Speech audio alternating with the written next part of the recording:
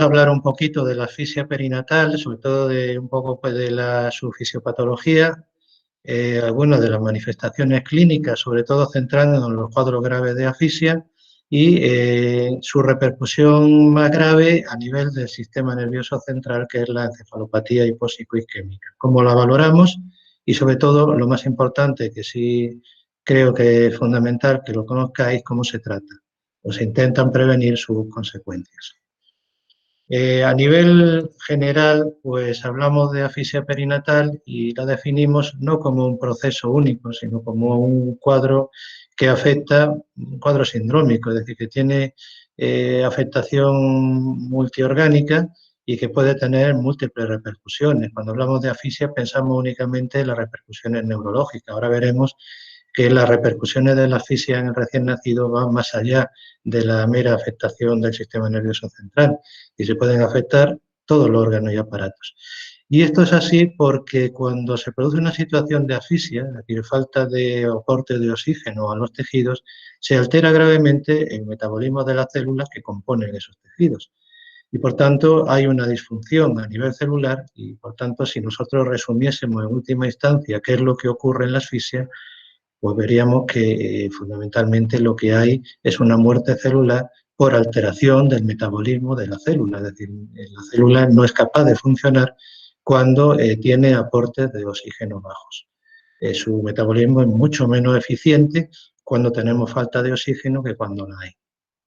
Y ese metabolismo fundamentalmente se debe a que se van a producir moléculas energéticas. Ahora volveremos sobre esta diapositiva, pero para explicar lo que estoy comentando yo creo que interesa que recordemos algo que se estudia cuando se estudian ciencias y cuando se habla de las rutas metabólicas y se habla de la fuente de energía universal de todas las células de los organismos, pues es la glucosa. Y la glucosa no tiene otra función que servir de sustrato energético.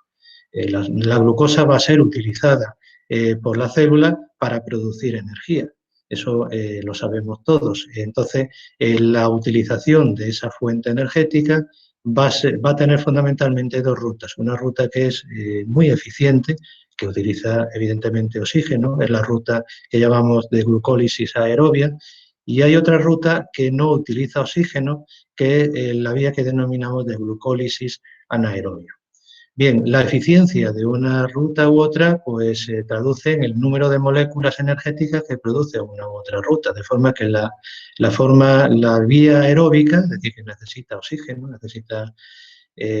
para producir esas moléculas energéticas, pues produce 38 moléculas de ATP, de adenosintrifosfato, que es la molécula de donde obtiene energía la célula para funcionar.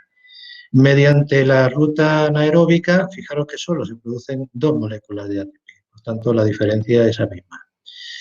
Una de las cosas que quiero que en las que penséis y recapacitéis es que para qué utiliza la célula esa molécula energética y fundamentalmente el metabolismo de la célula funciona porque la célula necesita, digamos, para mantener un equilibrio, necesita estas moléculas energéticas para que funcionen, pues, por ejemplo, la bomba de membrana.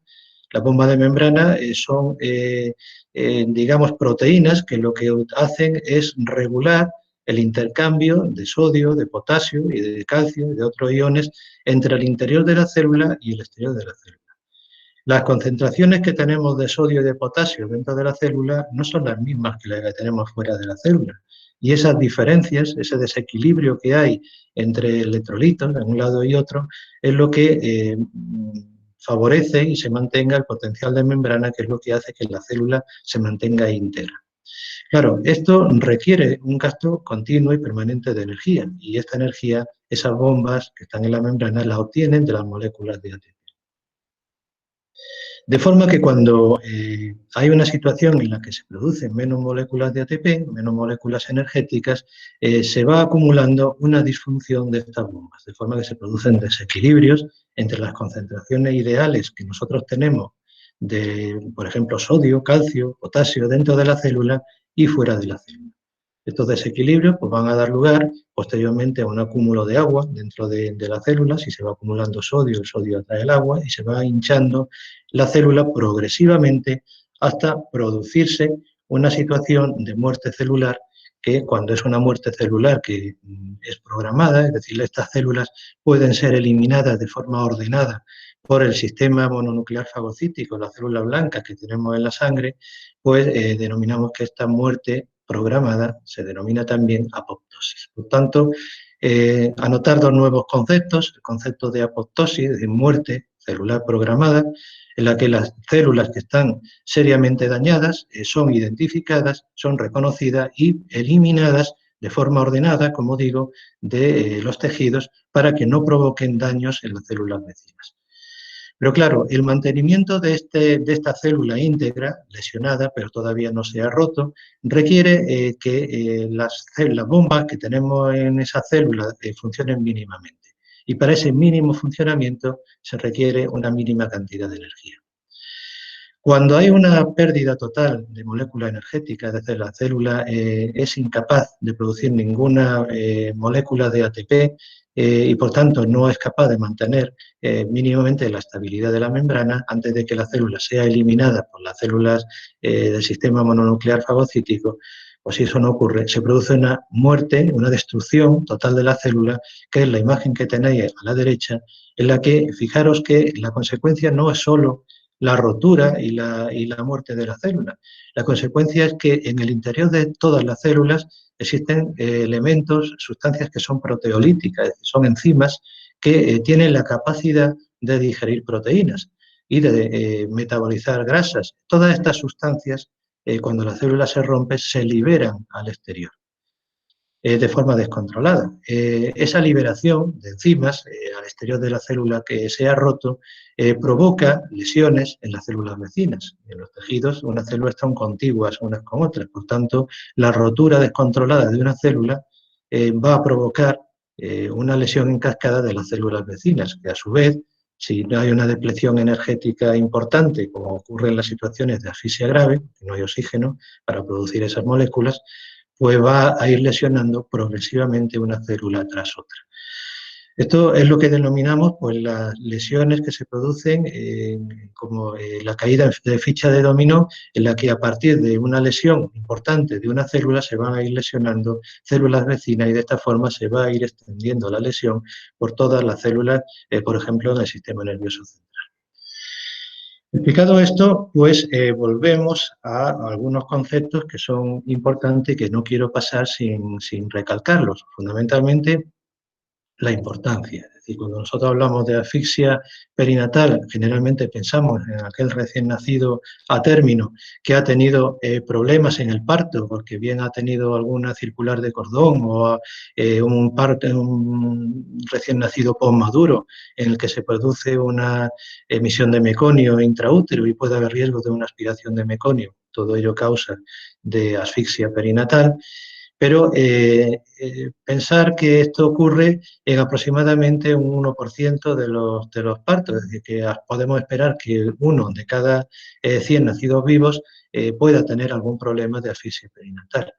Si nosotros extendemos esta visión a los recién nacidos pretérminos, pues vemos que realmente la asfixia perinatal es mucho más frecuente, con lo cual las lesiones que se producen a nivel del sistema nervioso central en un recién nacido pretérmino se suman a las lesiones que nosotros podemos esperar debidas a la prematuridad, con lo cual vemos que la problemática de la asfixia perinatal es mucho mayor que en el recién nacido prematuro que en el recién nacido a término. Los porcentajes los tenéis en pantalla. Vemos que hasta un 7% de los prematuros pueden tener situaciones de asfixia perinatal y todo ello, dependiendo, por supuesto, de la gravedad y de la duración de la asfixia perinatal, pues vamos a ver más o menos mortalidad y más o menos morbilidad. Adelanto que la morbilidad por parte neurológica esperable en los cuadros graves de asfixia perinatal es la encefalopatía hipóxico-isquémica y sus consecuencias a largo plazo, la parálisis cerebral.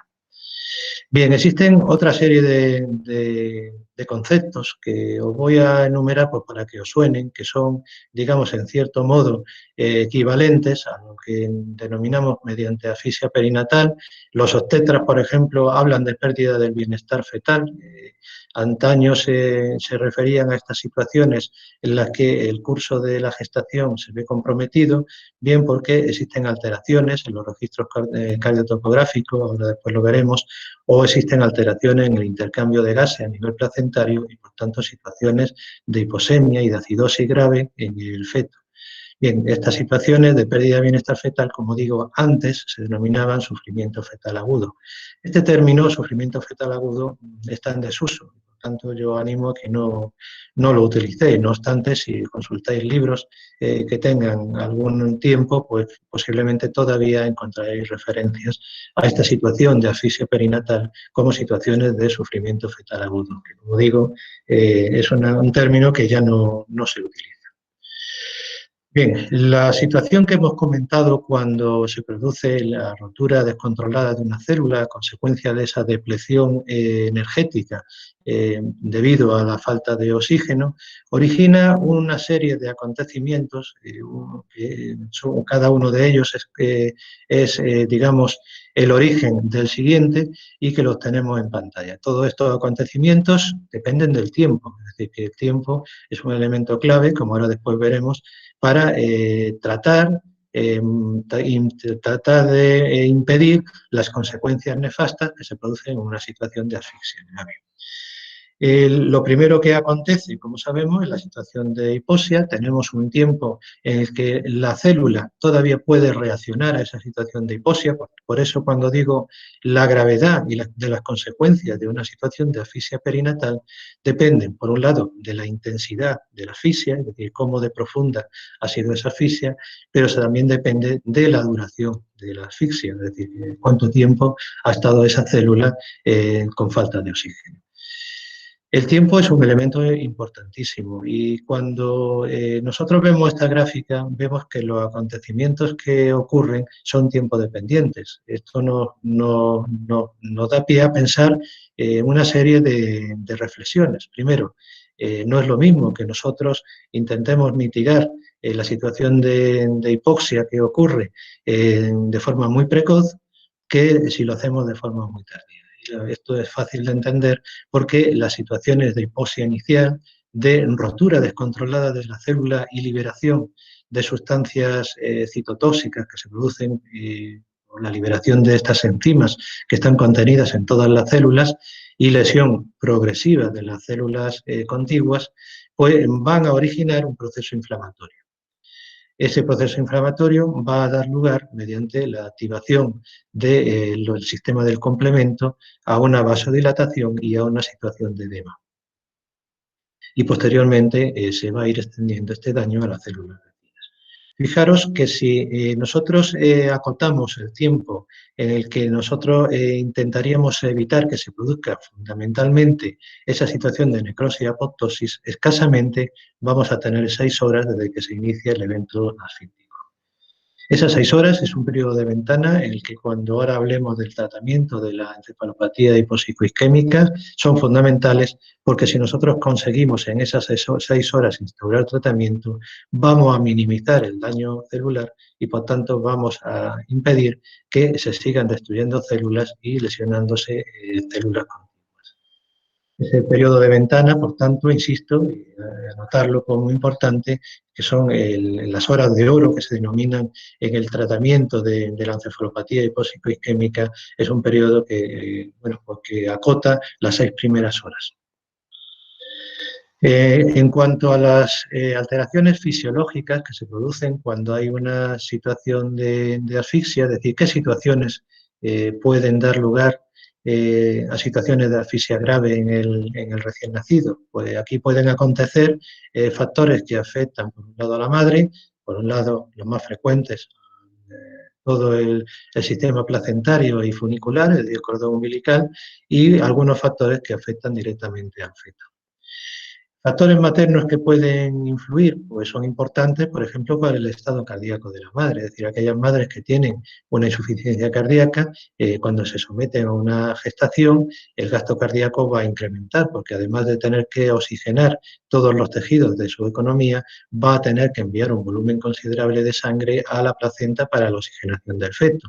Esto explica que en algunas situaciones graves de insuficiencia cardíaca materna, pues la gestación sea realmente un elemento de descompensación.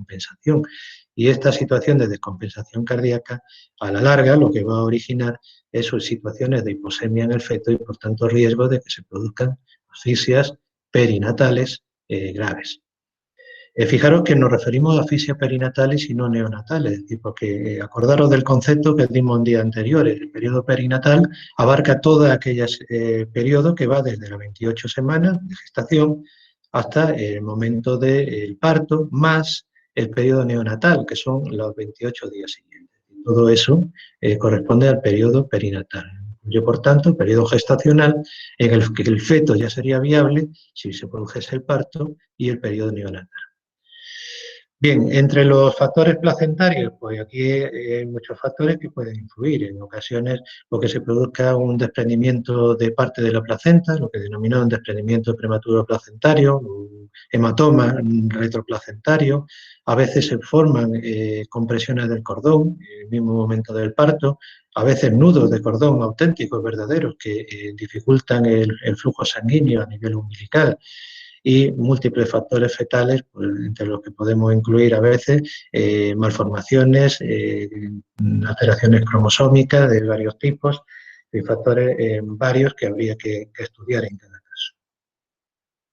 Entre los antecedentes obstétricos, es decir, nosotros podremos, haciendo la historia obstétrica de la madre, podremos ver que existen una serie de factores que pueden condicionar y pueden explicar por qué determinados recién nacidos pues, han tenido alguna situación de asfixia. Por tanto, en estas situaciones vemos que es realmente más frecuente situaciones asfícticas en el recién nacido que en otras situaciones gestacionales. Por ejemplo, aquellas gestantes que tienen un parto prolongado, es decir, que tienen un parto que dura más de 24 horas, con sus periodos de expulsivo en la que se producen contracciones continuas sin que haya una progresión del feto en el canal del parto, pues en estas situaciones hay que pensar que esas contracciones, cuando son muy mantenidas, dificultan el normal flujo sanguíneo a nivel placentario y, por tanto, van a ir acumulando situaciones de hiposemia en el recién nacido. Estas situaciones hay que tenerlas en cuenta. El obstetra lo sabe y, por tanto, en estas situaciones en las que se produce un parto prolongado y que no hay progresión en el canal del parto, pues normalmente esto es una indicación de terminar el parto mediante una cesárea.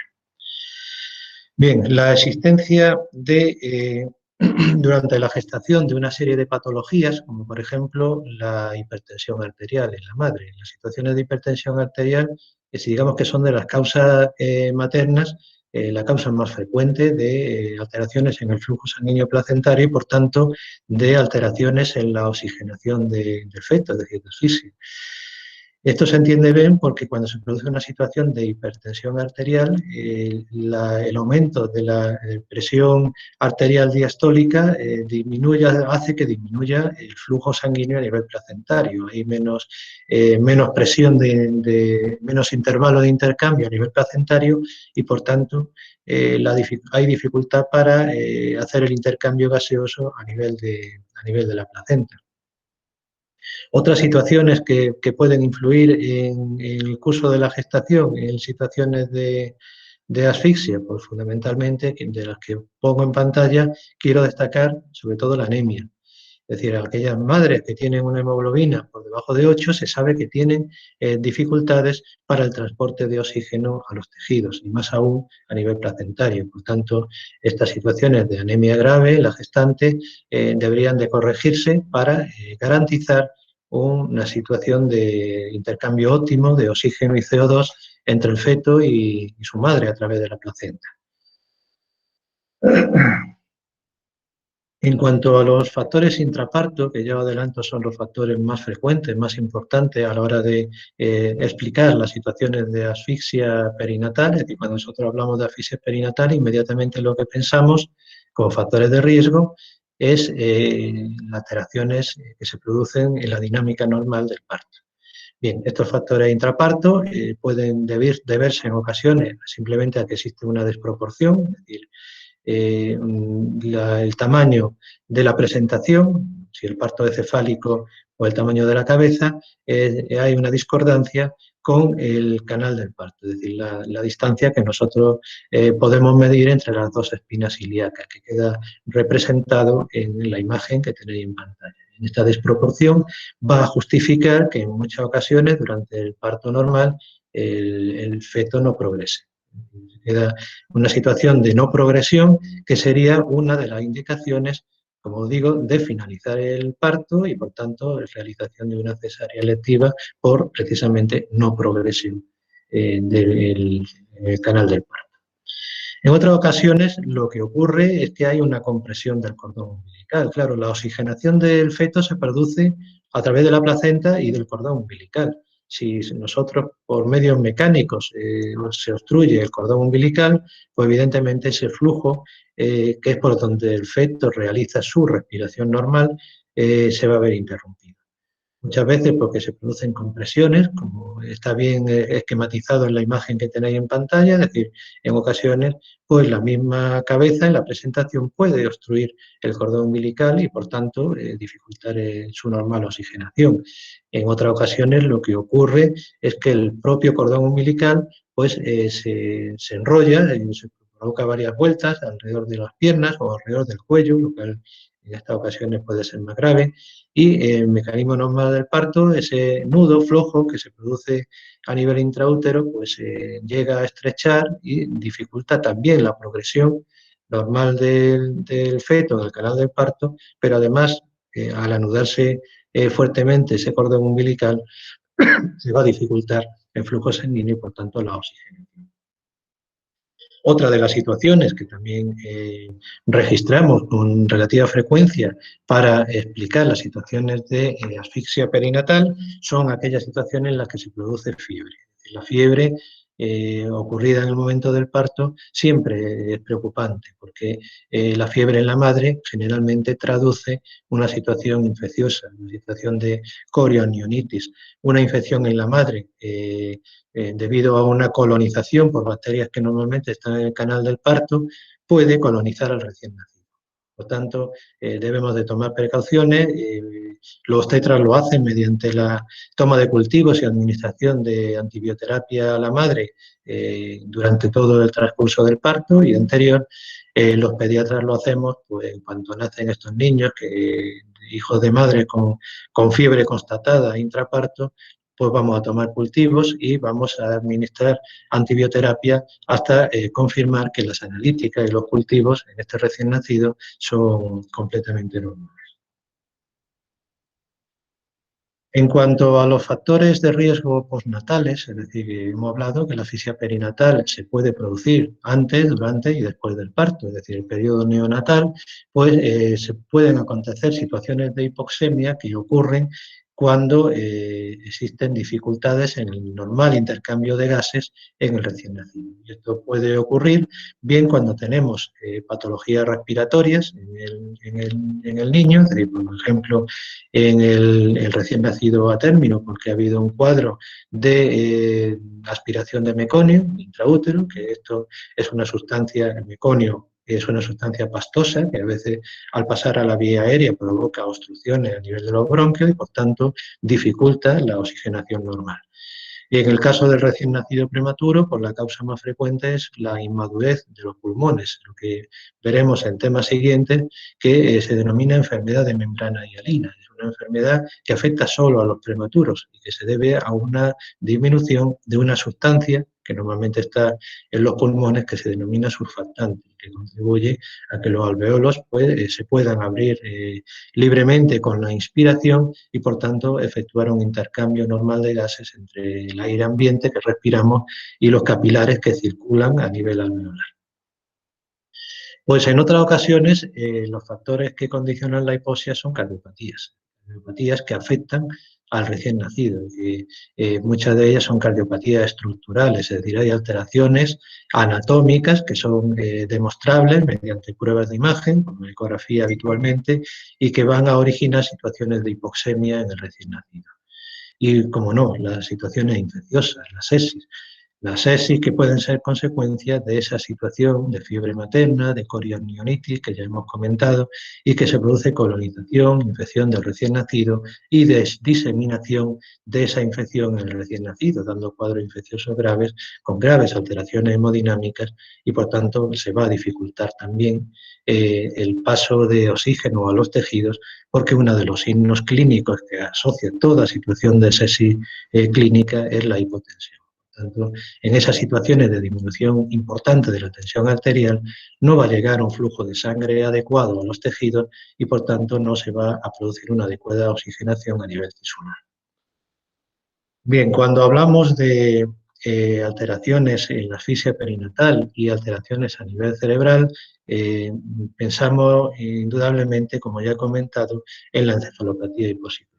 Bueno, fundamentalmente los mecanismos por los que se produce una lesión a nivel cerebral pues van a ser fundamentalmente dos, los que tenéis en pantalla. Por un lado, esa situación de hipoxemia, falta de oxígeno, esa situación de isquemia a nivel tisular y de muerte celular, y una consecuencia precisamente de esta situación de hipoxemia, que es la excitotoxicidad. Cuando hay una situación de disminución de oxígeno a nivel de las neuronas, a nivel de los tejidos, el propio tejido, la propia célula, va a producir sustancias vasodilatadoras y va a liberar sustancias que van a intentar corregir localmente esa disminución de oxigenación en el flujo sanguíneo, aumentando el flujo, vasodilatando a nivel local esos vasos para que llegue más sangre y, por tanto, pueda llegar más oxígeno a esas células que en ese momento, por la situación de asfixia, son deficitarias en oxígeno. Bien, entre las sustancias que se liberan a nivel cerebral, una de ellas es el glutamato. Y el glutamato sabemos que es un neurotransmisor que tiene un efecto excitatorio, es decir, produce la excitación de las células, produce que esas células aumenten el metabolismo y, por tanto, explica por qué algunos niños con asfixia perinatal grave y el desarrollo posterior de una encefalopatía hipocicloisquémica asocian una de las manifestaciones clínicas convulsiones.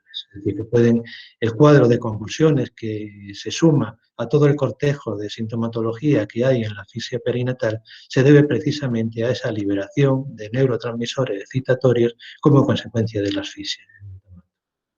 No hay que decir que si estas células que son deficitarias energéticamente por esa situación de asfixia, nosotros las sometemos a una sobreestimulación, la estamos condenando a la inactividad y a su fallo total precozmente, porque estamos consumiendo las pocas moléculas energéticas que todavía tiene. Por tanto, uno de los principios básicos en el tratamiento de este tipo de pacientes va a ser precisamente evitar esas situaciones de citotoxicidad, es decir, tratar las convulsiones.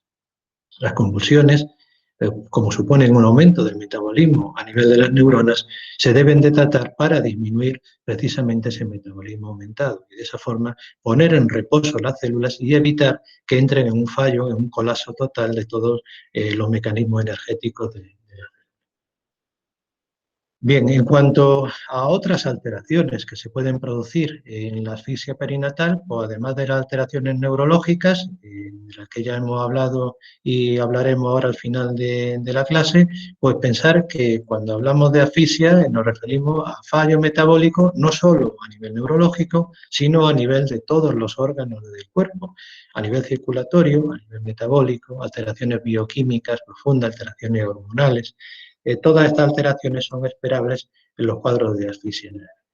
En cuanto a los trastornos metabólicos, ya lo hemos comentado, pero fundamentalmente quedaros con la idea de que cualquier situación de hipoxia grave, de asfixia, que se necesita, oxígeno que se necesita para el metabolismo celular, conlleva un fallo de las bombas energéticas que hay en la membrana que están pensadas para mantener la estabilidad de la membrana y de la célula. Por tanto, alteración de las bombas que regulan las concentraciones de sodio y de potasio. En condiciones normales tenéis que saber que las células tienen una concentración de potasio intracelular mayor que la que encontramos fuera de la célula. Y ocurre al contrario con el sodio. El sodio que encontramos dentro de la célula es inferior, concentraciones más bajas, que el que tenemos fuera de la célula. La función de estas bombas ligadas al sodio y al potasio es fundamentalmente mantener ese equilibrio, es decir, concentraciones de potasio altas dentro de la célula, concentraciones de sodio altas fuera de la célula. Cuando falla la bomba, normalmente estas concentraciones se estabilizan, con lo cual el sodio dentro de la célula va a ir progresivamente aumentando y el potasio dentro de la célula va a ir progresivamente saliendo de ella. ¿Qué ocurre entonces? Pues que el sodio generalmente liga la entrada de agua. El sodio tiene un poder osmótico muy grande, con lo cual va a traer mucho líquido de fuera de la célula al interior de la célula. Consecuencia, edema celular. Ese edema celular que vamos a poder evidenciar cuando ocurre a nivel del sistema nervioso central, se traduce en un edema cerebral que implica disfunción a nivel del cerebro. Y esto nos va a explicar algunas de las manifestaciones clínicas que nosotros debemos de constatar cuando hablamos de asfixia grave y encefalopatía hipóxico-isquémica. O sea, ya os estoy adelantando cuál es la causa de la encefalopatía hipóxico-isquémica que se produce en las situaciones de asfixia. Bien, a nivel del flujo sanguíneo, pues hay una serie de alteraciones hemodinámicas, no vamos a entrar en ello, fundamentalmente deciros que para el organismo no todos los órganos son iguales y cuando si tenemos una situación de hipoxia grave, el organismo intenta salvaguardar aquellos órganos que considera fundamentales. No quiere decir que, por ejemplo, un riñón o intestino no lo sea, pero existe una serie de respuestas hemodinámicas de tipo de vasodilatación que intentan mantener un flujo sanguíneo y una oxigenación en órganos que se consideran fundamentales. Y estos órganos fundamentalmente son el corazón, el miocardio, las glándulas suprarrenales y el cerebro. Las glándulas suprarrenales las considera el organismo glándulas importantes porque en estas glándulas se van a producir precisamente las hormonas, las sustancias que se van a encargar de esa vasodilatación. Se va a producir la secreción de adrenalina, de noradrenalina, que son los agentes que van a estar implicados en esa vasodilatación y vasoconstricción dependiendo de qué tejidos. Bien, excepto miocardio, suprarrenales y cerebro, que sí se vasodilatan en situaciones de hipoxia grave, el resto de los órganos de la economía generalmente lo que van a sufrir es una vasoconstricción. De esta forma se intenta llevar el exceso de flujo sanguíneo, el flujo sanguíneo que existe desde esos órganos que, como digo, entre comillado, se consideran áreas menos nobles, a las zonas que se consideran importantes. Insisto, cerebro, miocardio y suprarrenales. Bien, los sistemas afectados, como ya he comentado, son múltiples, es decir, se afectan todos los órganos de la economía en la asfixia perinatal grave y se afectan pues tanto el aparato, el sistema nervioso, que ya hemos adelantado, como el hematológico, produciendo una activación del sistema de la cascada de la coagulación. La imagen que tenéis en pantalla es de un recién nacido que tuvo un cuadro de asfixia grave y a consecuencia de ella activación del sistema de la coagulación, es lo que denominamos una coagulación intravascular diseminada. Fijaros sobre todo en las múltiples hemorragias que tenemos a nivel cutáneo, áreas de equimosis, de petequias, que nos indican que existe un sangrado masivo pues, a nivel cutáneo y es esperable también un sangrado a nivel de otro órgano de la economía. Se afecta, por supuesto, hay afectación a nivel renal y a nivel cardiovascular, originando pues, disfunciones miocárdicas precisamente por esa falta de oxígeno y disfunción tisular a nivel del miocardio. Cuando hablamos de lesiones cerebrales y hemos hablado de que se producen unas lesiones en cascada, pensamos, bueno, ¿y por qué se afectan unas células más que otras a nivel del sistema nervioso central? Puesto que la hiposemia debería de afectar por igual a todas las células del cerebro. Bien, esto os doy una punta simplemente para que tengamos en cuenta que la hipoxia no afecta por igual a todas las partes del cerebro. Y la afectación de una parte del cerebro u otra depende fundamentalmente de un factor, que va a ser la edad gestacional que tiene el niño. De forma que nosotros, cuando asistimos a una situación de asfixia grave en un recién nacido prematuro, pues vemos que se lesionan una área del cerebro y cuando asistimos a una situación de asfixia en un recién nacido a término, se lesionan preferentemente pues, áreas corticales y otras áreas que se afectan menos en los recién nacidos pretéritos.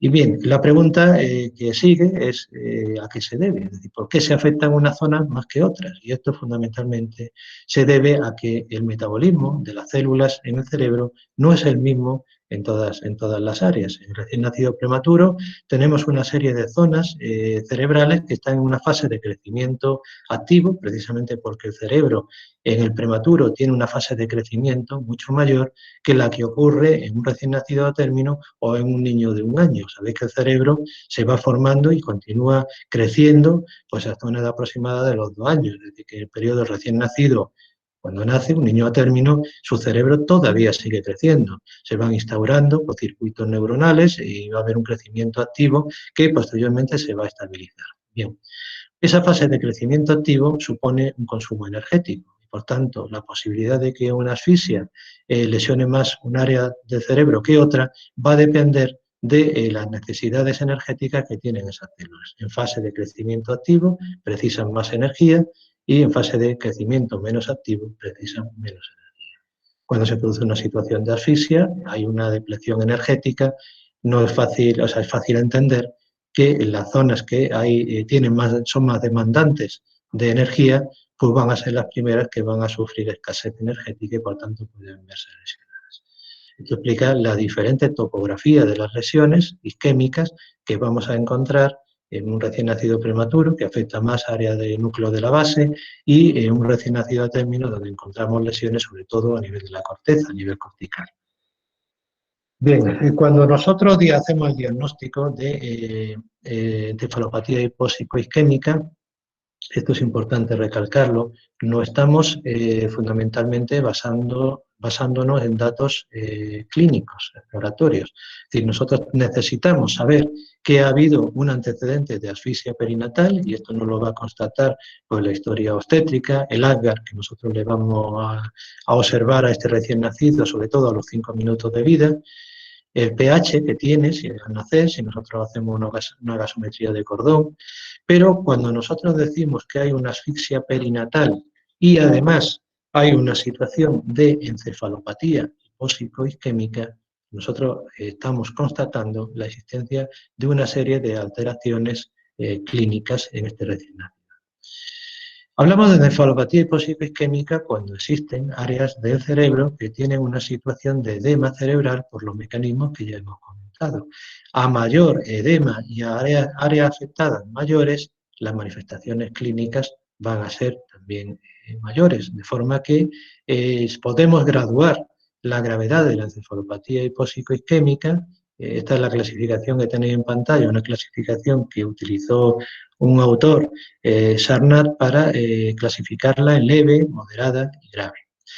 Bien, las manifestaciones clínicas, evidentemente, pues van a afectar a los diferentes grados de la escala de coma. Es decir, cuando nosotros graduamos el sensorio, pues vamos a ver el niño que despierta fácilmente, el niño que despierta solo con estímulos leves y cae inmediatamente en una situación de estupor, de sopor, de sueño, y aquel niño que para despertar necesita estímulos más potentes, a veces darle un pequeño pellizco o alguna palmadita en la planta de los pies, y en esos casos pues despierta y rápidamente cae de nuevo en una situación de somnolencia profunda. Por último, tendríamos la escala de la que el recién nacido no responde a ningún tipo de estímulo. Esto en cuanto a valoración de la conciencia, ¿sí? Pues hablaríamos de letargia, de estupor, de coma, dependiendo de cómo responde este recién nacido a los estímulos. Pero de esto hablaremos en clases sucesivas porque creo que este es un tema interesante e importante a la hora de hacer una valoración del recién nacido. Nos fijamos también en el tono, es decir, el tono muscular que tiene el recién nacido. Lo hemos dicho y lo volveremos, insistiremos, porque también es un aspecto, una apreciación importante para saber valorar que el tono del recién nacido es normal. Y recordar, el tono muscular normal de un recién nacido a término es un tono de tipo flexor. Debe de haber una flexión activa de los miembros superiores y los miembros inferiores. En estas situaciones estamos valorando situaciones de normalidad. La constatación de una hipotonía que puede afectar a los miembros superiores, en primer lugar, y posteriormente a los miembros inferiores, en los casos de afectación más profunda, pues nos estaría indicando mayor afectación en la hora de graduar esta escala de gravedad de encefalopatía hiposíquica. Y por último, valoraríamos los reflejos, es decir, cómo están los reflejos que tiene el recién nacido, reflejos que os recuerdo, lo vimos en las primeras clases, reflejos del recién nacido que son reflejos de tipo arcaico, en su mayoría, reflejos que están presentes en el neonato y que en los meses siguientes de vida van a ir desapareciendo. Pues bien, la no constatación de estos reflejos arcaicos en un recién nacido, es decir, la ausencia de reflejos de presión, de reflejo plantar, de reflejo de moro, de reflejo de tónico de cuello, son todos ellos reflejos presentes en el neonato y que en situaciones en las que no los podemos evidenciar, pues nos estarían indicando igualmente una afectación grave. Esta es la escala universalmente aceptada para valorar los grados de encefalopatía hipóxico-isquémica. Hace algunos años, un compañero pediatra, neurólogo, que trabaja actualmente en Barcelona, García Ali, sacó una escala modificada que incluye además pues, algunas observaciones que son importantes a la hora de poder puntuar y graduar las manifestaciones de la encefalopatía hiposisquémica, de cara a poder decir si una encefalopatía es grave, moderada o leve. Y fundamentalmente la diferencia se debe a que incluye cómo son los trazados del electroencefalograma en estos recién nacidos. De esta forma podemos puntuar de forma exacta cuál es el grado de gravedad y por tanto nos está indicando si debemos instaurar de forma precoz tratamiento en estos casos de encefalopatía hipóxico. Adelantaros que solo se tratan aquellas encefalopatías hipóxico-isquémicas moderadas o graves mediante el tratamiento actualmente aceptado que es la hipotermia. Ahora lo comentaremos. Bien, en cuanto al diagnóstico de la asfixia perinatal y las formas graves, como digo, encefalopatía hipóxico-isquémica, decir que los datos de la anamnesis que nosotros vamos a recoger para poder sospechar que ha existido una situación asfíctica, pues pueden venir de la observación de la gestante y no, por tanto en la anamnesis obstétrica que nosotros realizamos siempre, pues vamos a recoger si han existido alteraciones en el registro. Estas alteraciones en el registro, que seguro habéis oído, fundamentalmente se deben a alteraciones en la frecuencia cardíaca fetal y ver cómo esas alteraciones en la frecuencia cardíaca fetal se relacionan con las contracciones uterinas. Por tanto, existen diferentes tipos de registros con diferentes variabilidades, lo que se denominan divariables o tardíos, dependiendo de si esas desaceleraciones de la frecuencia fetal coinciden o aparecen bastante posteriormente después de una contractura del útero. Otra de las formas de sospechar una situación de asfixia es cuando la mujer rompe aguas y vemos que el líquido amniótico, en lugar de ser un líquido claro, como ocurre habitualmente, pues es un líquido que contiene meconio, es decir, un líquido teñido de color amarillo verdoso, y esto quiere decir pues, que el feto ha tenido algún tipo de movimiento intestinal intraútero y esos movimientos intestinales generalmente traducen situaciones de asfixia.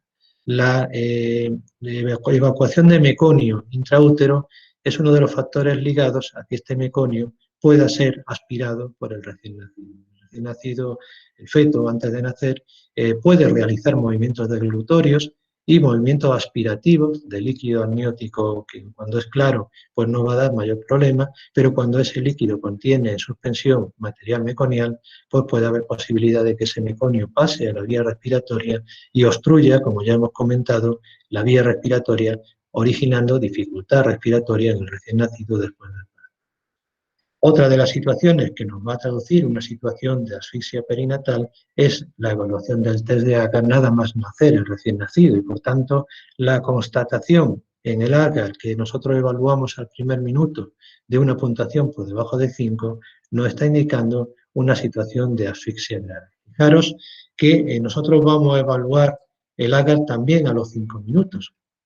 Y si estos recién nacidos que tienen un agar bajito al primer minuto, seguimos constatando a los 5 minutos que permanecen con un agar bajo, a pesar de las medidas de reanimación que nosotros instauremos, nos está indicando que la situación de asfixia perinatal que ha vivido el niño es una situación mantenida, es decir, que ha estado mucho tiempo, o bastante tiempo, en una situación de hiposemia. Por tanto, la respuesta que nosotros vemos en el recién nacido a las medidas de reanimación van a ser proporcionales a la duración de la situación de asfixia. Cuando la situación ha sido de corta duración, generalmente la respuesta va a ser buena y, por tanto, el agar a los 5 minutos vamos a encontrar que aumenta considerablemente. Cuando permanece bajo, pues nos está indicando que ha habido una situación de asfixia grave y mantenida. Por tanto, uno de los criterios que nosotros utilizamos como más fiable para decir que un recién nacido ha tenido una situación asfíctica es la constatación de que en el agar a los 5 minutos seguimos manteniendo una puntuación por debajo de 5. Bien, en cuanto al pronóstico, pues fundamentalmente el pronóstico va a depender de muchos factores. El pronóstico de un niño asfíctico va a depender de cómo responda a las medidas de reanimación postnatales que va a instaurar el neonatólogo, pero también va a depender de cómo va a ir respondiendo a los tratamientos que nosotros vamos a instaurar cuando evidenciamos que existen datos para sospechar una encefalopatía hiposisquémica. Y aquí pues, existen multitud de pruebas que nosotros le realizamos a estos recién nacidos y entre los habituales pues son el electroencefalograma que se puede realizar en la misma cabecera del paciente y vamos a ver cuál es el trazado eléctrico que tiene el recién nacido y por tanto tenemos una serie de patrones que nosotros nos permite identificar si ese trazado es un trazado normal o existe daño cerebral o convulsiones que son perfectamente identificables en este tipo de registros. En cuanto a las complicaciones, pues si os preguntase cuál es la complicación tardía más frecuente de una encefalopatía hipopsicoisquémica, evidentemente van a ser los retrasos en el neurodesarrollo, alteraciones tanto de tipo motor, y esto nos traduciría una situación de parálisis cerebral, o con o sin alteraciones del neurodesarrollo y trastornos sensoriales. Este tipo de complicaciones son la consecuencia de todo lo que ha acontecido alrededor del parto y de la respuesta que ha habido a las medidas terapéuticas que nosotros hemos instaurado. Esto en cuanto a afectación del sistema nervioso central, pero también os insisto en que las complicaciones que nosotros podemos observar en una situación de asfixia pueden afectar a muchos órganos y aparatos. Y en ocasiones son precisamente estas complicaciones las que son la causa del fallecimiento del recién nacido. Situaciones, pues, por ejemplo, las situaciones de shock, una hipertensión pulmonar con dificultades para la ventilación de estos niños, que se produce cuando hay una hipoxia mantenida, hemorragias, todas estas alteraciones, muchas veces, como digo, son las causas primarias de la muerte de estos recién nacidos. Bien, en cuanto a la profilaxis, pues la profilaxis la vamos a realizar fundamentalmente pues una correcta asistencia del embarazo y parto, y en cuanto existe el menor duda de que pueda haber o puede estar comprometida la oxigenación del feto, pues el obstetra sabe que debe de intentar finalizar el embarazo y por tanto provocar un parto o realizar una cesárea. Y por parte del neonatólogo, pues fundamentalmente en estos casos realizar una correcta reanimación en la sala de partos, es decir, intentar normalizar esa situación de oxigenación. El tratamiento que nosotros realizamos en los recién nacidos asfícticos, por tanto, va a ir en varias líneas. Os lo voy a enumerar y voy a intentar explicar un poco el porqué de cada uno de ellos. Fundamentalmente, deciros que las maniobras de reanimación son importantes porque un niño que ha estado hipóxico en una situación de asfixia es importante que nosotros normalicemos la oxigenación. Pero ojo, nosotros debemos normalizar la oxigenación sin recurrir al aporte excesivo de oxígeno, porque uno de los problemas que tiene el exceso de aporte de oxígeno es que genera aumento de radicales libres, y los radicales libres son tóxicos para la célula. Precisamente lo que destruye las células contiguas en una célula que se ha dañado por un mecanismo asfíctico, aparte de los enzimas proteolíticos que hoy he comentado, se liberan al exterior, son radicales libres que se producen a ese nivel. Si nosotros hiperoxigenamos, estamos aumentando con esa hiperoxigenación el número de radicales libres, por tanto no estamos ayudando en que las lesiones que se producen en las células contiguas, sobre todo a nivel cerebral, pues no se produzcan. Es importante que nosotros normalicemos la tensión arterial. Cuando hay una situación de hipoxia, os he comentado que hay una redistribución del flujo, hay una zona de los tejidos, algunos órganos en los que se produce una vasoconstricción, en otros se produce una vasodilatación, y el efecto neto, si nosotros midiésemos la tensión arterial de estos pacientes, el efecto neto es una hipotensión. Es importante garantizar una tensión arterial normal porque el flujo sanguíneo que llega al cerebro depende de la tensión arterial. Es decir, que si nosotros tenemos un paciente hipotenso, va a llegar menos sangre al cerebro y, por tanto, la oxigenación cerebral va a ser menor. Por tanto, esto tenemos que garantizarlo, y a veces pues, se requiere la administración de fármacos, de drogas, para aumentar el efecto presor y aumentar la tensión arterial de estos recién nacidos.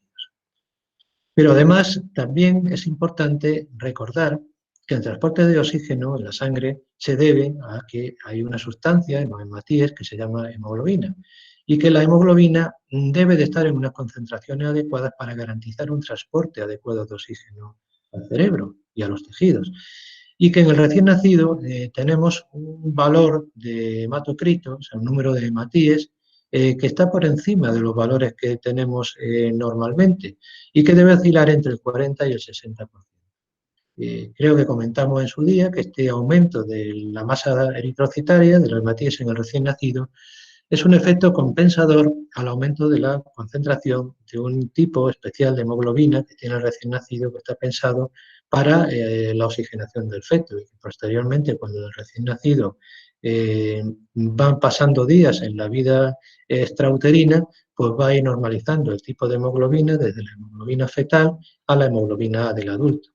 Bien, pues en estas situaciones, donde todavía hay mucha hemoglobina fetal, el valor hematocrito adecuado que se debe mantener para garantizar un aporte de oxígeno al cerebro debe de estar entre el 40 y el 60%.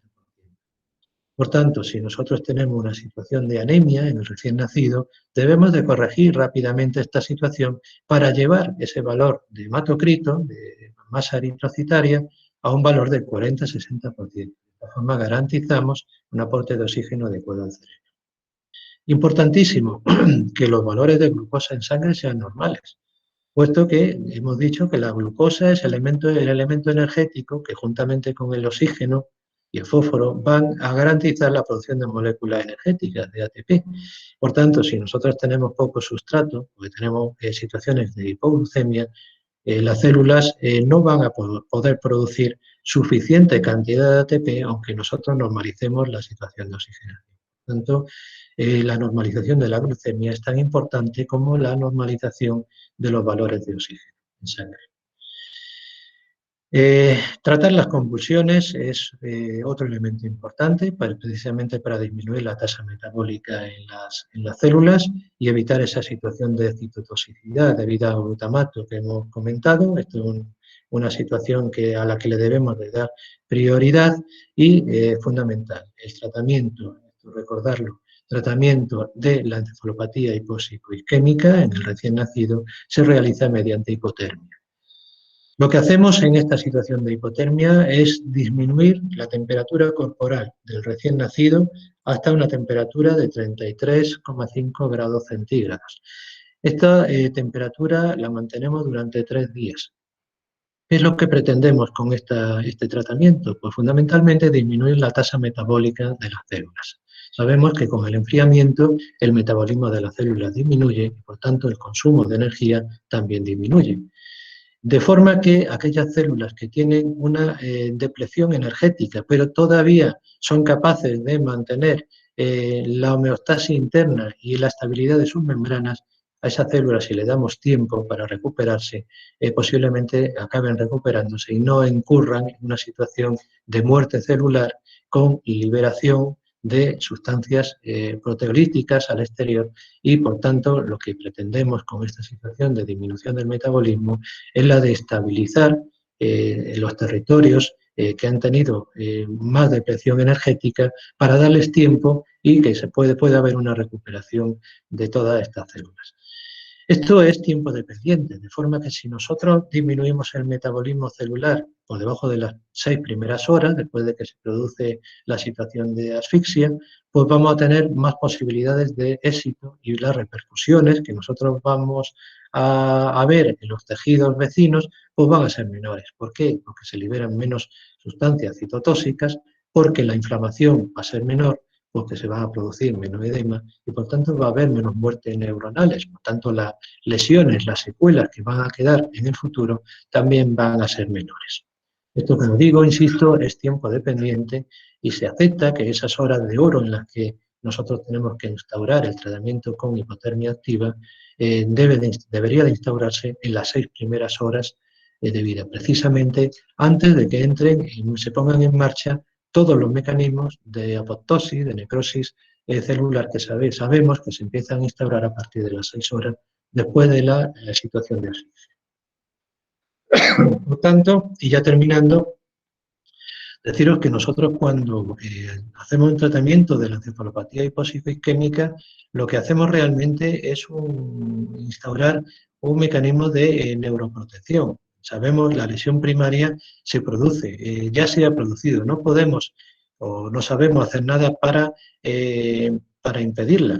Una vez que se ha producido, indefectiblemente las lesiones que produce la hipoxia se van a ir produciendo. Sabemos cuál es la secuencia. En nuestras manos lo único que está es intentar ralentizar esta secuencia para dar tiempo a que estas células se recuperen y no entren en una situación de muerte celular. Por tanto, lo que nosotros realizamos realmente es un mecanismo de neuroprotección, es decir, intentamos proteger a las células mediante todos estos tratamientos que os he comentado, es decir, la situación de hipotermia, normalización de la glucemia, normalización del oxígeno en sangre, normalización de la tensión arterial. Con todo esto, lo que conseguimos es, primero, revertir la situación de hipoxemia que está originando daño a nivel celular y, sobre todo, evitar que se produzcan lesiones secundarias. Es decir, realmente lo que estamos tratando son los daños secundarios que originan la asfixia. Los daños primarios, una vez que lo hemos identificado, la asfixia ya se ha producido y lo único que podemos actuar para disminuir su intensidad o su duración. Pero evidentemente, si nosotros identificamos que ha habido un evento asfíctico, la asfixia ya se ha producido. Ahora sí podemos actuar sobre sus consecuencias y realmente el tratamiento va dirigido en este sentido. Con esto finalizo la clase de hoy. Si tenéis algún comentario, pues podéis hacerlo.